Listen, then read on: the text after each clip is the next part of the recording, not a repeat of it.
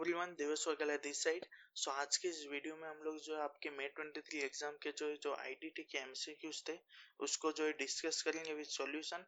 And जहाँ पे भी जो है रिक्वायर होगा मैं आप लोग को जो है प्रॉपर एक्सप्लेनेशन भी देता चलूंगा, जिससे जो है बाद में आप लोग को जो है कुछ भी क्वेरी ना आए। राइट, चलिए अभी जो है आगे बढ़ते हैं। देखिए इसमें ना फर्स्ट क्वेश्चन में हम लोग को जो प्लेस ऑफ सप्लाई पूछा था, तो इसमें क्या बोला है कि विहान जो है रेसिडेंट है नोएडा का and works in a company registered under GST in Delhi and having a branch office registered in Jaipur. फिर on his way from Noida to branch office Jaipur उसने रास्ते में देखिए 2 लैपटॉप परचेस किया है in the name of company. कहाँ से परचेस किया? From Nitro cash and carry store, जिसका शोरूम है रेवाड़ी में। और ये यूज कहाँ पे होने वाला है? ये दिल्ली में यूज होने वाला है। एंड बाद में इसमें बताया कि दिल्ली हेड ऑफिस है वो जो है registered member in Nitro cash and carry store का। एंड इनवॉइस भी जो है दिल्ली हेड ऑफिस को राइज हुआ है। एंड बाद में जो है विहान ने जो है अमाउंट पे किया है थ्रू इस personal credit card.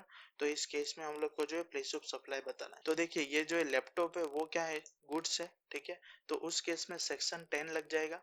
And section 10 में जहाँ पे मूवमेंट ऑफ गुड्स होता है तो वहाँ पे प्लेस ऑफ सप्लाई क्या होता है कि जहाँ पे जो है मूवमेंट ऑफ गुड्स टर्मिनेट्स हुआ हो और डिलीवरी टू रेसिपिएंट। तो इस केस में ना मूवमेंट ऑफ गुड्स जो है टर्मिनेट्स हुआ है रेवाड़ी में, तो यही जो है प्लेस ऑफ सप्लाई होगा रेवाड़ी। एंड इसमें जो है भले ही बाद में दिया है कि वो यूज होने वाला है दिल्ली हेड ऑफिस में, लेकिन वो जो है कुछ भी काम का नहीं है। इस केस में जो है प्लेस ऑफ सप्लाई रेवाड़ी होगा। आप लोग जो है ऐसा भी समझ सकते हो कि जहाँ पे जो है बायर को क्या मिला हो? फिजिकल पोजीशन मिला हो गुड्स का। तो ये केस में देखिए रेवाड़ी में ही जो है इसको फिजिकल पोजीशन मिला है, तो यही जो है प्लेस ऑफ सप्लाई होगा। तो इसका आंसर जो है डी होगा। चलिए नेक्स्ट क्वेश्चन में आते हैं। तो नेक्स्ट क्वेश्चन में हम लोग को जो आईटीसी पूछा है, हम लोग को क्या दिया है? देखिए टैक्सेबल सप्लाई दिया है, एग्जाम सप्लाई दिया है, जीरो रेटेड सप्लाई दिया है। एंड ये जो सप्लाई दिया है इसके लिए जो है कुछ इनपुट परचेस किया होगा, तो उसके लिए जो एक्सक्लूसिवली कितना जो है टैक्स पे किया है वो हम लोग को डायरेक्टली दे दिया है। तो देखिए ये जो टैक्सेबल सप्लाई है उसके लिए जो परचेस किया एक्सक्लूसिवली यूज होने वाला है टैक्सेबल सप्लाई के लिए,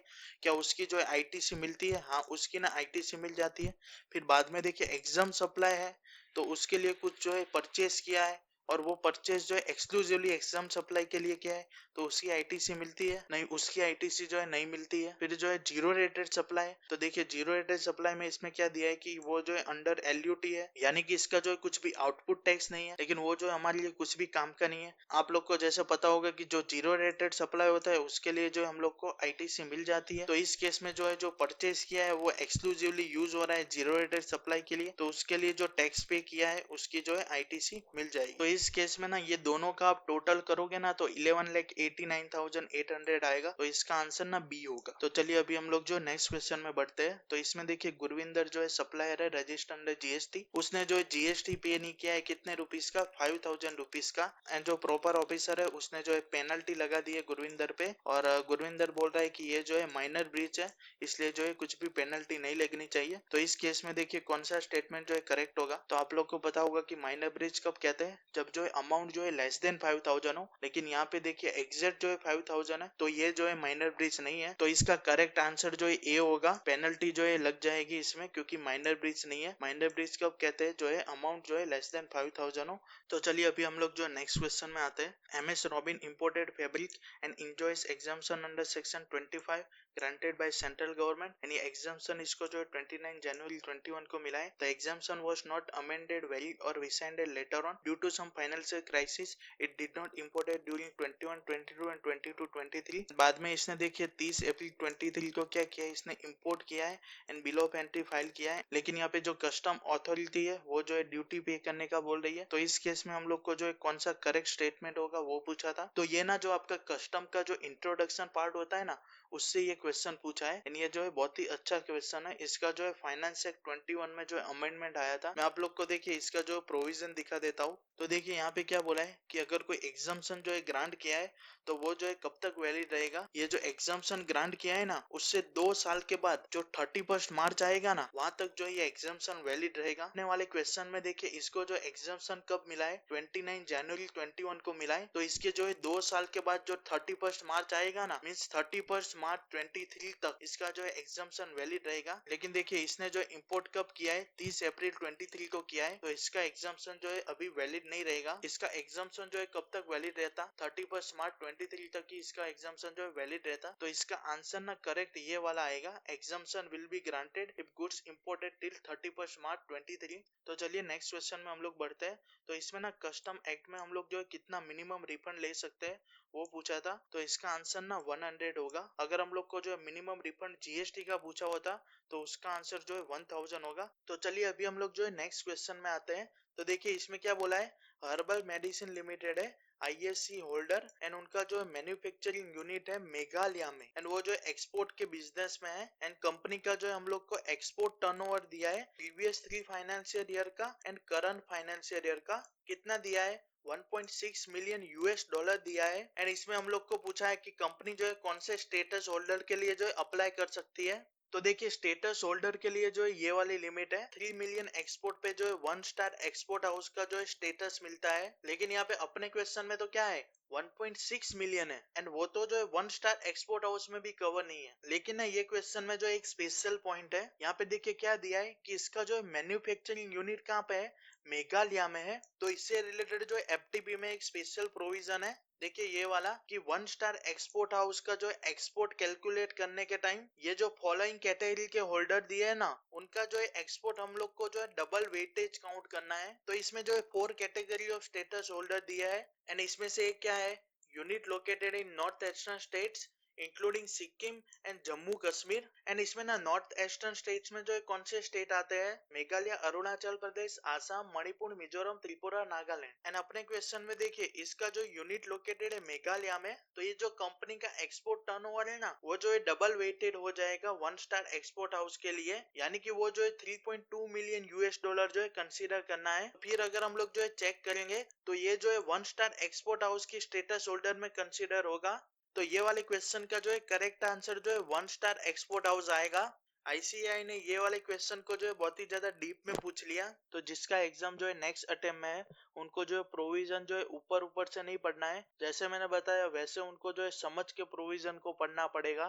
क्योंकि डीटी आईडीटी में अगर किसी ने जो है अच्छे से प्रोविजन नहीं पढ़े होंगे तो उनका जो है पेपर नहीं अच्छा होगा। नेक्स्ट क्वेश्चन में हम लोग को जो स्पेशल वेयर हाउस में कौन सा जो है करेक्ट स्टेटमेंट है वो पूछा था। तो इसमें ना सी वाला जो स्टेटमेंट है वो जो है करेक्ट है, warehouses which remain under the customs law. तो चलिए अभी हम लोग जो नेक्स्ट क्वेश्चन में आते हैं। तो देखिए इसमें क्या बोला है कि आर्यन जो है रजिस्टर है under GST and he is engage in a business of renting of immovable property and उसकी जो है कुछ रिसिप्ट दी है हम लोग को। तो देखिए इसमें ना इसको 12,000 रेंट मिला है from unregistered person for residential house property. तो आप लोग को एग्जाम्पशन का एंट्री पता होगा कि जो रेंट मिला है for residential dwelling for residential purpose from unregistered person वो जो है एग्जाम्प्ट होता है, तो ये वाला जो है एग्जाम्प्ट होगा। फिर नेक्स्ट देखिए इसमें ना 1,20,000 रेंट मिला है फ्रॉम शोरूम। ये शोरूम मतलब कि ये जो है कमर्शियल के लिए मिला है, जो कमर्शियल के लिए रेंट मिला होता है वो जो है टैक्सेबल होता है। फिर नेक्स्ट देखिए इसमें ना 72,000 मिला है फ्रॉम प्रो लिमिटेड जो रजिस्टर है जीएसटी में for residential house property used as register office. तो इसमें ना आप लोग को पता होगा कि अगर जो है रेंट मिला हो रजिस्टर पर्सन से तो वो जो है आरसीएम में टैक्सेबल होगा, मतलब कि ये जो रेसिपिएंट है ना उसको पे करना है टैक्स। एंड हम लोग को इस क्वेश्चन में वैल्यू ऑफ सप्लाई पूछा है आर्यन का, जिसपे जो है उसको जीएसटी पे करना है। तो इसमें ये 72,000 वाला अमाउंट नहीं आएगा क्योंकि वो तो जो है आरसीएम में जो है रेसिपिएंट पे करेगा टैक्स। एंड ये 12,000 वाला भी जो है एग्जाम्प्ट है जो अनरजिस्टर्ड पर्सन से रेंट मिला है। तो ये जो 1,20,000 मिला ना रेंट वही जो है टैक्सेबल होगा। एंड यहाँ पे देखिए 10,000 जो अर्लियर्स ऑफ रेंट मिला है वो जो है टैक्सेबल नहीं होता। तो इसका ना आंसर जो है डी होगा, 1,20,000 जो है टैक्सेबल वैल्यू होगा। नेक्स्ट क्वेश्चन में हम लोग को जो एंटी डंपिंग ड्यूटी जो है रेट्रोस्पेक्टिवली कितने दिन के लिए अप्लाई कर सकते हैं वो पूछा था। तो इस केस में ना आंसर जो ए होगा 90 डेज के लिए अप्लाई कर सकते हैं रेट्रोस्पेक्टिवली। तो चलिए अभी हम लोग जो है आ जाते हैं नेक्स्ट क्वेश्चन में। ये जो है पूरा एक केस स्टडी पूछा था, इसमें जो है 5 क्वेश्चन पूछे थे, टोटल जो है 10 मार्क्स के इसमें जो है क्वेश्चन थे। आप लोग को जो एजुकेशन इंस्टीट्यूशन का जो एंट्री आता है एग्जाम्शन में, अगर वो आप लोग को आता होगा तो वो जो इजीली बन जाएगा, ये एकदम जो इजी क्वेश्चन था। तो चलिए अभी हम लोग जो है केस स्टडी इसका देख लेते हैं। वेलकम पब्लिक स्कूल डब्ल्यूपीएस करके स्कूल है, was running school up to class 12 and इसमें ना हम लोग को कुछ जो है सर्विस दी है कि वो जो है डब्ल्यूपीएस ने प्रोवाइड किए या तो फिर डब्ल्यूपीएस ने जो है वो सर्विस ली है किसी से। तो इसमें फर्स्ट जो है ट्रांसपोर्टेशन सर्विस जो है डब्ल्यूपीएस ने प्रोवाइड की है उनके स्टूडेंट्स को, टीचर्स को एंड स्टाफ को। एंड ये जो ट्रांसपोर्टेशन सर्विस है वो जो है WPS को जो है कोई HMT ट्रांसपोर्टर ने दी है, एंड बाद में इसमें दिया है कि 1500 जो है स्टूडेंट से ये लोग चार्ज कर रहे हैं ये ट्रांसपोर्टेशन का, एंड ये जो टीचर्स एंड स्टाफ है उनको जो है फ्री ऑफ कॉस्ट दे रहे हैं, और 2 लाख जो है HMT जो ट्रांसपोर्टर है उसको जो ये WPS ने पे किया है। तो इसका ना ये वाला क्वेश्चन है, हम लोग को इसमें जो है मोस्ट अप्रोप्रिएट ऑप्शन चूज करना है in relation to supply of service by HMT transporter. तो आप लोग को पता होगा कि ट्रांसपोर्टेशन की जो सर्विस होती है अगर वो एजुकेशनल इंस्टीट्यूशन लेती है तो वो जो है एग्जाम्प्ट है। तो इसमें ना ये जो डी ऑप्शन दिया है वो जो है करेक्ट आंसर होगा। इसमें देखिए जो है GST कुछ भी पे नहीं करना है as it is specifically exempt, and कुछ भी जो है RCM में भी जो है पे नहीं करना है। एंड ट्रांसपोर्टेशन रिलेटेड ना ये दूसरा क्वेश्चन भी था, इसमें ना हम लोग को जो सर्विस प्रोवाइड की है ट्रांसपोर्टेशन की WPS ने उनके जो स्टूडेंट्स टीचर्स एंड स्टाफ को, उससे रिलेटेड हम लोग को जो ऑप्शन चूज करना था। तो इसका ना करेक्ट ऑप्शन ए होगा, ये जो ट्रांसपोर्टेशन की जो है सर्विस प्रोवाइड की है एजुकेशनल इंस्टीट्यूट ने वो जो है एग्जाम्प्ट है GST से। नेक्स्ट चलिए हम लोग जो है केस स्टडी में आते हैं। तो इसमें देखिए क्या बोला है कि WPS ने एंट्रेंस एग्जाम जो है कंडक्ट किया है फॉर 11th क्लास स्टूडेंट्स, और उसके लिए इन्होंने जो है चार्ज किया है 500 rupees from external students, and जो है 100 रुपीज चार्ज किया है उनके जो इंटरनल स्टूडेंट्स है उनसे। एंड इसमें बोला है कि टोटल जो है 2000 स्टूडेंट्स है, उसमें से 1000 जो है इंटरनल स्टूडेंट्स है, तो बाकी के 1000 क्या हो जाएगी एक्सटर्नल स्टूडेंट्स। तो इसका जो है प्रोविजन क्या होता है कि एंट्रेंस एग्जाम से रिलेटेड जो है जो भी सर्विस दी स्टूडेंट्स को वो जो है एग्जाम्प्ट होती है। फिर उसमें जो है कोई भी स्टूडेंट हो, इंटरनल स्टूडेंट हो, एक्सटर्नल स्टूडेंट हो, वो सबके लिए जो है एग्जाम्प्ट है।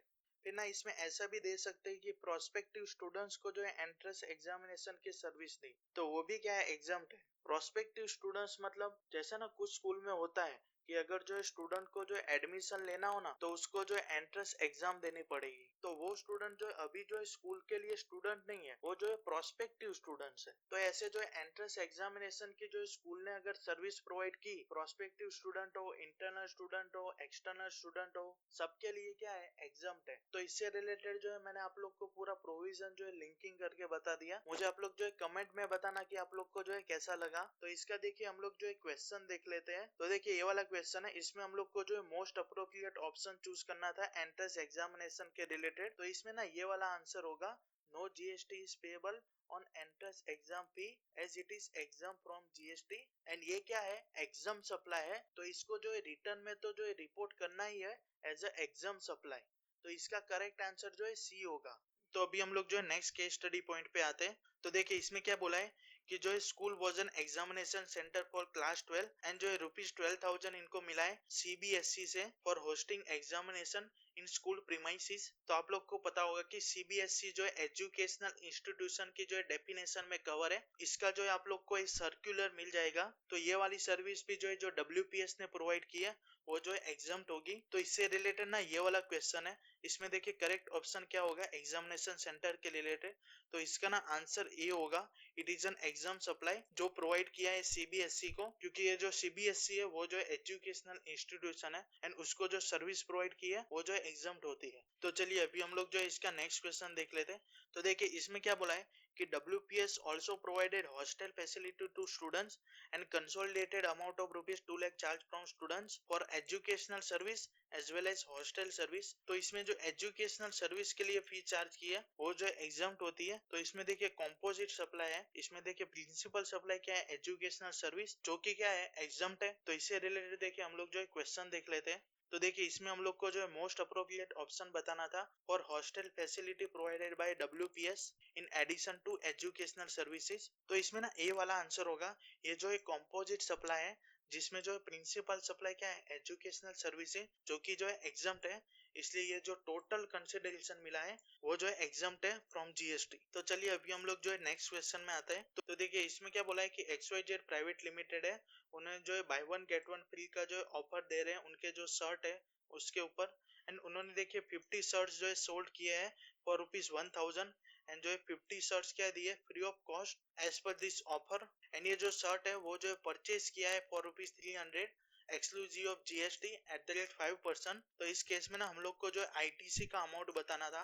तो इसमें ना देखिए फ्री ऑफ कॉस्ट भले उसने 50 शर्ट्स किए, लेकिन उसने जो परचेज तो जो 100 शर्ट्स किए होंगे, और वन शर्ट की कीमत क्या है 300 रुपीज है। तो इसको जो है पूरा 100 शर्ट्स की क्या मिल जाएगी ITC मिल जाएगी। तो 300 इंटू 100 इंटू 5%, अगर आप ये करोगे ना तो आपका आंसर जो है 1500 आएगा, तो इसका आंसर ना बी होगा 1500। तो ये क्वेश्चन ना एक सर्कुलर के ऊपर था, अगर आप लोग ने जो है वो पढ़ा होगा तभी जो है आपसे ये बनेगा। और मैं बताऊं ना, अगर आप लोग की जीएसटी में जो है कंसेप्चुअल क्लैरिटी अच्छी होगी तो आप लोग जो इजीली पेपर को जो है मैनेज कर सकते हो। तो अगर आप लोग का अटेम्प्ट जो है नेक्स्ट आने वाला है तो आप लोग जो है कंसेप्चुअल क्लैरिटी अच्छे से रखना। एंड मेरी साइड से भी जो है बहुत सारे मैं फ्री रिसोर्सेज अपलोड करता रहता हूँ, तो उसके लिए ना आप लोग जो है मेरे टेलीग्राम चैनल को जरूर से ज्वाइन कर लेना, उसकी जो है आपको लिंक मिल जाएगी डिस्क्रिप्शन में। तो चलिए अभी हम लोग जो है नेक्स्ट क्वेश्चन में आते हैं। तो इसमें ना हम लोग को टाइम ऑफ सप्लाई पूछा था। देखिए इसमें क्या बोला है कि मिस्टर एहसान is an independent director in XYZ limited and उसने जो है सर्विस प्रोवाइड की है 15 दिसंबर 22 को, और उसका इनवॉइस उसने कब रेज किया है 1 जनवरी 23 को। एंड ये जो XYZ लिमिटेड है उसने पेमेंट किया है 31 दिसंबर 22 को। एंड XYZ लिमिटेड ने जो इनवॉइस कब रिकॉर्ड किया 1 अप्रैल 23 को। तो इसका ना टाइम ऑफ सप्लाई क्या होगा? तो ये क्वेश्चन में ना आरसीएम एप्लीकेबल होगा। इसमें देखिए सप्लायर कौन है, डायरेक्टर है, एंड रेसिपिएंट कौन होता है आरसीएम में, बॉडी कॉर्पोरेट और कंपनी। तो ये क्वेश्चन में ना आरसीएम है, तो आप लोग को पता होगा कि आरसीएम के केस में जो है टाइम ऑफ सप्लाई क्या होता है सर्विस के केस में 61st day from the date of invoice और date of payment whichever is earlier. तो अपने वाले क्वेश्चन में ना ये इनवॉइस से 61st डे और डेट ऑफ पेमेंट ये 31 दिसंबर है, विच एवर इज अर्लियर वो जो है टाइम ऑफ सप्लाई होगा। तो इसमें ना डेट ऑफ पेमेंट है वो जो अर्लियर होगा, तो वही जो है टाइम ऑफ सप्लाई होगा 31 दिसंबर 22। देखिए ये वाले क्वेश्चन में है तो आरसीएम ही, लेकिन अगर गलती से जो है आप लोग ने एग्जाम में आरसीएम कंसीडर नहीं भी किया होगा तो भी जो है इसका आंसर जो है 31 दिसंबर ही आएगा। क्योंकि यहाँ पे देखिए जिस देश से जो है सप्लाई किया है उसके जो है विदिन 30 डेज में जो इनवॉइस इश्यू कर दिया है, तो इनवॉइस डेट और date of payment whichever is earlier, तो इस केस में भी जो है 31 दिसंबर ही टाइम ऑफ सप्लाई आएगा। तो इसका ना करेक्ट आंसर जो है डी होगा। तो चलिए अभी हम लोग जो नेक्स्ट क्वेश्चन में आते हैं। तो इसमें ना हम लोग को बताना है कि whether is required to register or not. तो देखिए इसमें क्या बोला है कि Ramlal is engage in cultivation of wheat in state of Uttar Pradesh. In the previous financial year, he was engaged in cultivation and supply of wheat and his turnover was 42 lakh। लेकिन ये previous financial year की information जो है कुछ भी काम की नहीं है। हम लोग जो है रजिस्ट्रेशन के लिए जो है करंट फाइनेंशियल ईयर की जो है लिमिट चेक करते हैं। तो देखिए इसमें ना करंट फाइनेंशियल ईयर की इंफॉर्मेशन दी है। इसमें जो है टर्नओवर दिया है from supply of wheat 33 lakh, and दूसरा इसमें दिया है कि ही also purchase paddy which is taxable under GST worth rupees 8 lakh from his neighbor Samlal and sold it for rupees 11 lakh। तो देखिए ये क्वेश्चन में ना आईसीआई ने कंफ्यूज किया है। तो सेक्शन 23 के अकॉर्डिंग आप लोग को पता होगा अगर जो है agriculturist cultivation out of land करता है तो वो जो है रजिस्ट्रेशन के लिए जो है लायबल नहीं है। लेकिन ये क्वेश्चन में देखिए हम लोग को जो है कल्टीवेशन आउट ऑफ लैंड का देखिए वीट दिया है और दूसरा ना हम लोग को पैडी दिया है। तो आप लोग को पता होगा पैडी तो क्या है एग्जम्प्ट है, लेकिन यहाँ पे देखिए स्पेसिफिकली दिया है कि वो टैक्सेबल है। तो ये कल्टीवेशन आउट ऑफ लैंड अगर ये स्पेसिफिकली नहीं दिया होता ना तो इसको जो है रजिस्ट्रेशन रिक्वायरमेंट नहीं होती। लेकिन ना यहाँ पे हम लोग को स्पेसिफिकली दिया है कि ये जो पैडी सेल कर रहा है ना वो जो है टैक्सेबल है। तो ये 11 लाख एंड 33 लाख कितना हो जाएगा 44 लाख। तो ये जो है 40 लाख से एक्सीड हो गया, तो इसको जो है रजिस्ट्रेशन करवाना पड़ेगा। अगर ना ये क्वेश्चन में पैडी की जगह अगर कोई एग्जाम सप्लाई दिया होता, जैसे कि हम लोग को अगर पेट्रोल दिया होता तो वो क्या है वो एग्जम्प्ट है, फिर भले ही इसकी लिमिट जो है 44 लाख है फिर भी जो है उसको रजिस्ट्रेशन करवाने की जरूरत नहीं है, क्योंकि कल्टीवेशन आउट ऑफ लैंड के लिए भी जो है रजिस्ट्रेशन रिक्वायरमेंट नहीं है। एंड ये जो एग्जाम सप्लाई प्रोवाइड किया उसके लिए भी रिक्वायरमेंट नहीं है। लेकिन अपने केस में ना ये एक टैक्सेबल सप्लाई दिया है तो इसलिए ना रजिस्ट्रेशन इसको करवाना पड़ेगा। तो इसका ना आंसर जो है बी होगा, इसको ना रजिस्ट्रेशन करवाना पड़ेगा क्योंकि उसकी जो है लिमिट एक्सीड हो गई है करंट फाइनेंशियल ईयर में। तो चलिए अभी हम लोग जो है नेक्स्ट केस स्टडी पे आते हैं। तो ये जो एकदम बहुत ही अच्छी केस स्टडी है। इसमें ना वो आपका एग्जाम्शन वाला जो टूर ऑपरेटर वाला एक अमेंडमेंट आया था ना वो भी जो है कवर है। तो चलिए देख लेते हैं। तो इसमें ना LTPL करके कंपनी है जो रजिस्टर है अहमदाबाद में, और वो जो है टूर एंड ट्रैवल की जो है सर्विस प्रोवाइड कर रही है। तो उससे रिलेटेड हमको इन्फॉर्मेशन दी है। वैल्यू ऑफ आउटवर्ड सप्लाई दिया है, इनवर्ड सप्लाई दिया है, फिर जो है interest income earn on FD दिया है। नेक्स्ट जो है कुछ एडिशनल इन्फॉर्मेशन दिया है। मिस लिसा जो है सिटीजन है जर्मन की, वो जो है 15 डेज के लिए जो इंडिया आ रही है to attend friends wedding function जो अहमदाबाद में होने वाला है। वो इंडिया जो है 10 दिसंबर 22 को आई। मैं बताऊं ना ये इन्फॉर्मेशन ना कुछ भी काम नहीं आने वाली, ये सिर्फ जो इन्होंने कहानी ही दी है। मेन ये नेक्स्ट वाली इन्फॉर्मेशन अभी आएगी ना वो सब यूजफुल है। देखिए इसमें क्या बोला है कि मिस लिसा को जो है घूमना है राजस्थान और श्रीलंका में, और इसके लिए ना ये जो LTPL कंपनी है ना, इसकी ना इसने टूर पैकेज ली for visit in Rajasthan and Sri Lanka. तो इसमें जो है 6 डे वो राजस्थान में टूर करेगी एंड 4 डेज जो है श्रीलंका में। और इसकी जो है हम लोग को टोटल कॉस्ट दी है 3 लाख रुपीज। तो इसमें ना एक अमेंडमेंट आया था कि अगर कोई जो है टूर ऑपरेटर है वो जो है फॉरेन टूरिस्ट को अगर टूर सर्विस दे रहा है, तो जो भी टूर जो है आउटसाइड इंडिया होने वाला है ना, वो जो है एग्जम्प्ट होगा। तो देखिए अपने केस में ना ये 3 लाख रुपीज इसको मिला है। तो उसमें देखिए 4 डेज तो श्रीलंका के हैं एंड 6 डेज जो है राजस्थान के हैं। तो ये जो श्रीलंका के आउटसाइड इंडिया वाले जो डेज है ना, उसकी वैल्यू जो है एग्जम्प्ट होगी। तो ये नंबर ऑफ डेज से जो हम लोग इसको प्रपोर्शनेट करेंगे, ये 3 lakhs जो है 10 डेज के लिए है, तो 4 डेज के लिए जो है कितनी वैल्यू आएगी, 1,20,000 आ जाएगी। तो ये जो 1,20,000 का सप्लाई किया LTPL ने, वो जो है एग्जम्प्ट होगा। एंड इसमें भी ना एक कंडीशन है कि मैक्सिमम एग्जम्पशन कितना मिल सकता है, जो टोटल कंसिडरेशन है ना उसका 50% ही मिल सकता है। तो मैक्सिमम इसको जो है 1,50,000 ही एग्जम्प्ट हो सकता है। लेकिन ऑलरेडी अपने केस में तो क्या है 1,20,000 ही है। तो LTPL के लिए जो है 1,20,000 जो है पूरा का पूरा एग्जम्प्ट सप्लाई हो जाएगा। तो चलिए हम लोग जो है इससे रिलेटेड मैं आप लोग को क्वेश्चन दिखा देता हूँ। तो देखिए ये वाला क्वेश्चन है, इसमें हम लोग को पूछा है the amount of taxable and exempt supply provided by LTPL to miss Lisa with reference to tour package. तो इसमें ना ये वाला आंसर आएगा 1,80,000 क्या होगा टैक्सेबल एंड 1,20,000 एग्जाम। तो चलिए अभी हम लोग जो है केस स्टडी के नेक्स्ट पॉइंट पे आ जाते हैं। तो देखिए इसमें क्या बोला है, miss Lisa was accompanied only to Rajasthan by her friend Miss Anjali, an unregistered individual residing in Mumbai, Maharashtra। और जो LTPL है ना उसने सर्विस प्रोवाइड की है होटल पैकेजेस की to miss Anjali for accommodation और होटल इन राजस्थान, और उसकी वैल्यू हम लोग को दी है 1 लाख रुपीज। तो ये इन्फॉर्मेशन ना जब हम LTPL का जो है टर्नओवर निकालेगा ना, तब ये इन्फॉर्मेशन काम आएगी। क्योंकि इसमें देखिए LTPL जो है सर्विस सप्लाई कर रहा है, तो 1 लाख रुपीज जो है उसके टर्नओवर में आएगा। तो देखिए नेक्स्ट इसमें क्या बोला है, miss Anjali herself book 2 way air ticket from Mumbai to Jodhpur via Ahmedabad and return through the same route since no direct flight was available, Miss Anjali was not required to change aircraft in Ahmedabad at any time। तो इसका ना हम लोग को जो है question में place of supply पूछा है, तो इसमें जो है सेक्शन 12 के अकॉर्डिंग पैसेंजर सर्विस का जो है प्लेस ऑफ सप्लाई क्या होता है, the place where passenger embarks for continuous journey. मतलब कि जहां से जो है पैसेंजर स्टार्ट कर रहा है उसकी कंटिन्यूअस जर्नी। एंड इसमें ना देखिए दो जर्नी है, एक तो रिटर्न जर्नी भी है एंड ऑनवर्ड जर्नी भी है। तो दोनों का जो है प्लेस ऑफ सप्लाई क्या होगा, सेपरेटली होगा। एंड इसमें जो है वाया अहमदाबाद ये जा रही है, लेकिन अहमदाबाद में देखिए कोई भी जो है स्टॉप ओवर नहीं है, मतलब कि वो जो है कंटिन्यूअसली जो एक ही फ्लाइट में है। तो इसका देखो प्लेस ऑफ सप्लाई क्या होगा, ये जो ऑनवर्ड जर्नी है ना मुंबई टू जोधपुर, उसका प्लेस ऑफ सप्लाई जो है मुंबई होगा, जहां से उसने जो है जर्नी जो है उसकी स्टार्ट की है। एंड इसमें जो है रिटर्न जर्नी क्या होगी, जोधपुर से मुंबई, तो उसका जो है प्लेस ऑफ सप्लाई क्या होगा, जोधपुर होगा, जहां से उसने जो है रिटर्न जर्नी स्टार्ट की है। तो इसके जो है मैं आप लोग को क्वेश्चन के ऊपर ले चलता हूँ। तो देखिए ये वाला क्वेश्चन था, प्लेस ऑफ सप्लाई पूछा था रिटर्न एंड ऑनवर्ड जर्नी का। तो इसमें देखो बी वाला आंसर होगा, मुंबई जो है ऑनवर्ड जर्नी के लिए एंड रिटर्न जर्नी के लिए जो है जोधपुर प्लेस ऑफ सप्लाई होगा, राइट।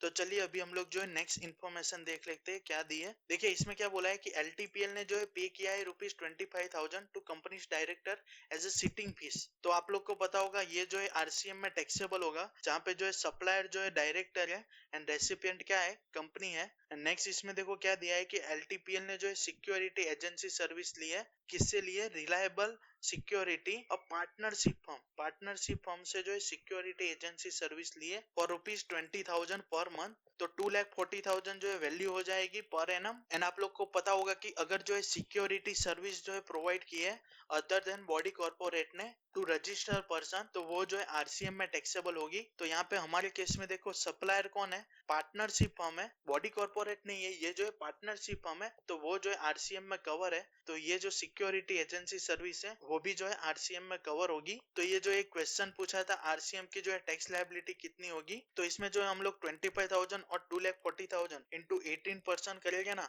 तो हमारा आंसर जो है 47,700 आएगा, जो कि ए ऑप्शन में दिया है। तो इसका करेक्ट आंसर जो है ए होगा। एंड लास्ट में देखो ये वाला एक क्वेश्चन है कि एग्रीगेट टर्नओवर पूछा है LTPL का। तो इसमें देखिए कौन सा जो है टर्नओवर में में आएगा। ये देखो आउटवर्ड सप्लाई एक तो आएगा टर्नओवर में। एंड देखिए नेक्स्ट जो इनवर्ड सप्लाई मतलब कि परचेस है, परचेस थोड़ी टर्नओवर में आता है, तो ये वाला एक नहीं आएगा। एंड बाद में देखो इंटरेस्ट इनकम दिया है, तो आप लोग को पता होगा कि इंटरेस्ट इनकम जो है हम लोग एग्रीगेट टर्नओवर के लिए इंक्लूड करते हैं। ये इंटरेस्ट हम लोग जो है टर्नओवर में कब इंक्लूड नहीं करते, जब हम कंपोजिशन स्कीम के लिए एग्रीगेट टर्नओवर निकालते हैं ना, तब ये इंटरेस्ट इनकम इंक्लूड नहीं होता। लेकिन यहाँ पे हम लोग जो है कंपोजिशन स्कीम के लिए नहीं निकाल रहे हैं, तो ये इंटरेस्ट इनकम भी जो इंक्लूड होगा टर्नओवर में। और दूसरा देखिए एलटीपीएल ने जो है टूर पैकेज सर्विस प्रोवाइड किया है मिस लिसा को। एंड इसमें देखिए 1,80,000 क्या था, टैक्सेबल था, 1,20,000 एग्जाम था। टर्नओवर में आप लोग को पता होगा कि दोनों इंक्लूड होता है, एग्जाम भी इंक्लूड होता है, तो ये जो है टोटल 3 लाख जो है वो भी जो है इंक्लूड होगा। एंड दूसरा जो है एलटीपीएल ने क्या होटल पैकेज प्रोवाइड किया था मिस अंजलि को 1 लाख रुपीज का, तो वो भी जो है टर्नओवर में इंक्लूड होगा। बाकी देखो कुछ भी जो है टर्नओवर में इंक्लूड नहीं होगा। ये एलटीपीएल ने जो है डायरेक्टर को सिटिंग फी पे की, फिर जो है रिलायबल जो सिक्योरिटी है उसकी जो है सर्विस ली, तो ये क्या है, इसकी जो है इनवर्ड सप्लाई है, तो ये जो है टर्नओवर में नहीं आती, ये तो जो है इसकी परचेस है। तो ये सब जो है अमाउंट आप ऐड करोगे ना, 280 प्लस 7 प्लस 3 प्लस 1, तो हमारा आंसर जो है 2,91,00,000 आएगा। तो ये वाले क्वेश्चन में ना हमारा आंसर जो है सी होगा, 2,91,00,000। तो इसी के साथ जो है हमारे इसके जो है सारे क्वेश्चन कंप्लीट हो गए हैं। आई होप सो गाइस आप लोग को जो ये वीडियो हेल्पफुल हुआ होगा। आप लोग जो मेरे टेलीग्राम चैनल को जो है जरूर से ज्वाइन कर लेना, वहाँ पे आप लोग को जो है नोट्स, एमसीक्यू क्विज़ेस एंड बहुत सारी चीजें जो है मिल जाएगी। एंड ये लास्ट 2 अटेम्प्ट से मैंने जो है कुछ लिमिटेड इंपॉर्टेंट क्वेश्चंस दिए थे एफआर एंड एसएफएम के लिए, तो वो भी जो है बहुत सारी स्टूडेंट्स के हेल्पफुल हुआ था, क्योंकि इस बार भी आप लोग को पता होगा कि एसएफएम का पेपर जो है स्टूडेंट्स को बहुत ही ज्यादा टफ लगा था, लेकिन बहुत सारे स्टूडेंट्स ने जो इंपॉर्टेंट क्वेश्चंस लिस्ट की थी, और उसमें मैंने क्या किया था, कुछ जो है लिमिटेड क्वेश्चंस दिए थे। एंड उसमें से जो है एसएफएम में तो जो है 47 मार्क्स के जो है सेम टू सेम क्वेश्चन आ गए थे, एंड एफआर में भी जो है 50 मार्क्स के सेम क्वेश्चन आ गए थे। तो ऐसे ही जो है नेक्स्ट अटेम्प्ट के लिए भी जो है मेरे टेलीग्राम चैनल पे जो है और भी फ्री रिसोर्सेज में जो है अपलोड करने वाला हूँ, तो आप लोग जो है टेलीग्राम को ज्वाइन कर सकते हो। एंड ये चैनल पे भी मैं जो है और भी वीडियोस लाने वाला हूँ आप लोग के जो है प्रिपरेशन स्ट्रेटेजी के रिगार्डिंग, तो आप लोग जो ये यूट्यूब चैनल को भी जो है सब्सक्राइब कर सकते हो। तो चलिए मिलते हैं नेक्स्ट वीडियो में। Thanks for watching.